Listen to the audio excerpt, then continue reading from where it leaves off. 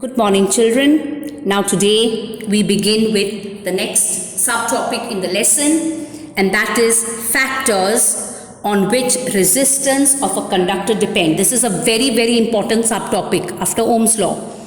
Now we have seen, according to Ohm's law, that V upon I is equal to R, or we can say that V is equal to I multiplied by R. So it means that when the potential difference is more, the current flowing also is more. When potential difference is less, current flowing is less.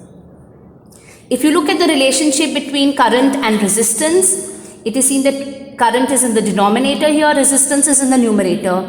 So when resistance is more, current will be less. When resistance is less, current will be more. So this is what you have to know. Resistance is inversely proportional to current. When resistance is more, current will be less. When resistance is less, current will be more. We now come to this actual subtopic, factors on which resistance of a conductor depend. What are the factors? Now, to understand the factors, let us just take the example of this simple circuit. We have a circuit here with a cell, which is the source of current, which produces current. An ammeter which will measure the current flowing, a switch which will control the flow of current. When you want current to flow, you put on the switch. When you do not want current to flow, you put off the switch. And then here you have a material. Let us say that this material is, say, nichrome. Okay? Now let us say that the length of this wire here that we use is 2 centimeters. Now you put on the switch, you allow electric current to flow. This ammeter will measure the current. So you read what is on the ammeter and note down the current flowing. So this is the first part of the experiment. Okay. Now you put off the switch and replace this wire with another nichrome wire, the same material but double the length. So first time if you have taken 2 centimeters, now in this gap you put 4 centimeters nichrome wire. Again, you put on the switch, allow electric current to flow, note down the current and write it here.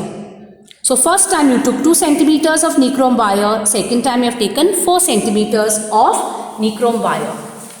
Now when you use 4 centimeters of nichrome wire, when you increase the length of the wire, when you double the length of the wire, it is seen that the reading on the ammeter, that means the current flowing, decreases to 1/2. Is that clear? So when the length of the wire is doubled, the ammeter reading decreases to 1/2. Is that clear to all of you? So the ammeter reading decreases, the current decreases. So longer the wire, lesser will be the current. And when current is less, we know that resistance is more according to Ohm's law. Okay? Now, after that you put off the switch and then you replace this long wire with a nichrome wire only of the original length 2 centimeters, but now you use a thick wire. So you are keeping the material the same, you are keeping the length similar to the original length, but you are increasing only the area of cross section, you are increasing the thickness. So when you use a thicker wire of the same material and the same length, and again you put on the switch, you will see that the reading on the ammeter changes. It is seen that the reading on the ammeter increases. That means more area of cross section, thicker the wire, more is the current. And when current is more, the resistance is less according to Ohm's law. Resistance is inversely proportional to current. Okay, so we have 2 factors here so far. So one is the length of the wire. Greater the length, greater is the resistance. And the second factor is area of cross section. Greater the area of cross section or thicker the wire, lesser will be the resistance. Now you do another experiment where you use the same circuit, but now instead of a nichrome wire, you use a copper wire. Replace this with copper. And you will see that the reading on the ammeter changes, which shows you that the current that flows depends upon the nature of the material of the conductor. Okay? So when you change the nichrome wire with copper, or you replace the copper with, say, aluminium, each time the reading on the ammeter will change. So the current flowing, the resistance will depend on the type of material that you use, the nature of the material. Okay? And the last factor, the fourth one, is the temperature of the conductor. Higher the temperature, greater will be the resistance. Okay, that's not mentioned in your textbook. So remember, the factors on which resistance of a conductor depend are three. First one, it depends on the length of the conductor. Greater the length, lesser will be the current, more resistance. So resistance is directly proportional to the length. More length, more resistance. The second is that it depends on the area of cross section. More area, lesser will be the resistance. So resistance is inversely proportional to area. So one is in the numerator, one is in the denominator. The third factor is it depends upon the nature of the material. Okay? And the last one is the temperature of the conductor.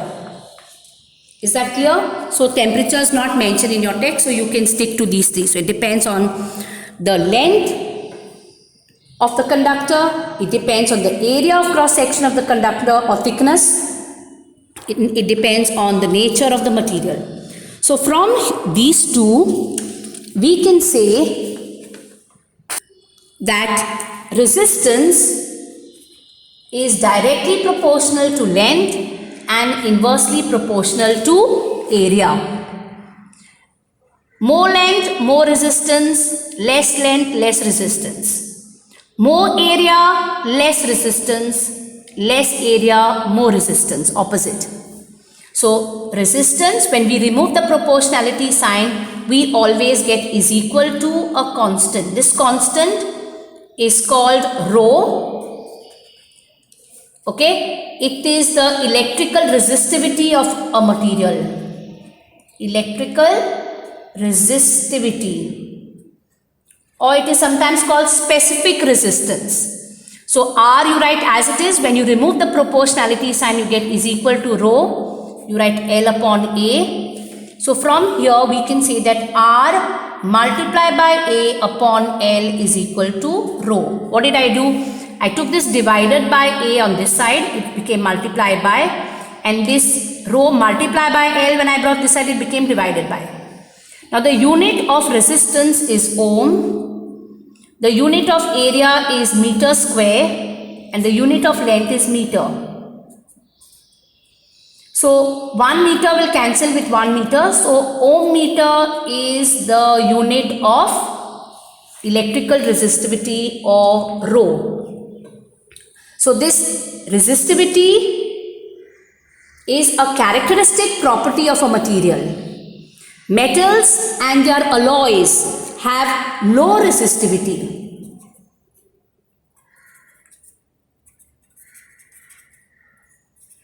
Their resistivity is in the range of 10 raised to negative 8 ohm meter to 10 raised to negative 6 ohm meter. They are good conductors of electricity. Remember, metals and alloys are good conductors of electricity. They have low resistivity in the range of 10 raised to negative 8 ohm meter to 10 raised to negative 6 ohm meter.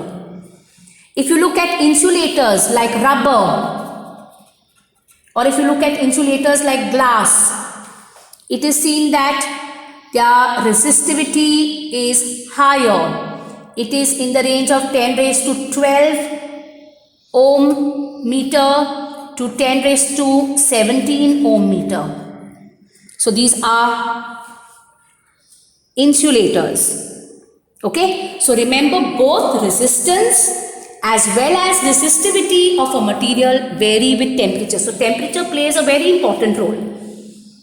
Now the resistivity of if you compare alloys and metals, it is seen that the resistivity of an alloy is higher than that of a metal. Alloys and metals have low resistivity, but if you compare both these, the resistivity of an alloy is higher than that of its metal. And alloys also do not oxidize easily, they do not burn readily at high temperature, and for this reason they are used in electrical heating devices like toasters, electric irons. Okay, now the filament in a bulb is made of tungsten. If you look at copper and aluminium, they are used for electrical transmission lines. Okay, so keep these points in mind, it's very important that resistance depends on 4 factors. First is the length of the conductor, the second is the area of cross section of the conductor, the third is the nature of the material of the conductor, and fourth, which is not mentioned in the text directly, and that is temperature of the conductor. Okay, so resistance is directly proportional to length. More length, more resistance, less current. Less length, less resistance, more current. Second is area of cross section. More area of cross section, more current, less resistance. Thinner the wire, less area of cross section, less current, so more resistance.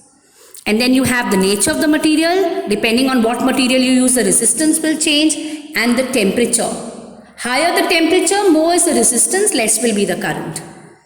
Okay, so resistance is directly proportional to length, inversely proportional to area. So resistance, when you remove the proportionality sign, you get is equal to rho L upon A. So rho will be R into A divided by L.